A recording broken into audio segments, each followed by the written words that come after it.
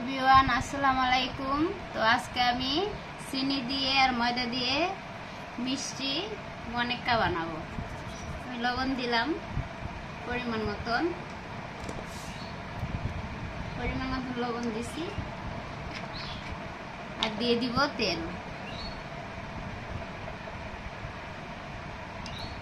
তেলটা দিয়ে আস্তে আস্তে মাখাই নিব, পানি দিব না।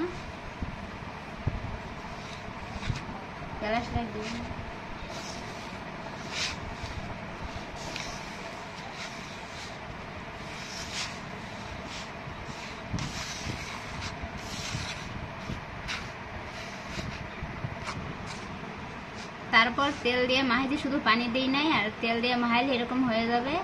তারপরে এখন আস্তে আস্তে পানি দিতে হবে, অল্প অল্প করে পানি দিতে হবে আর মাখাইতে হবে। আমি নর্মাল পানি দিচ্ছি, আস্তে আস্তে মাখাইতে হবে।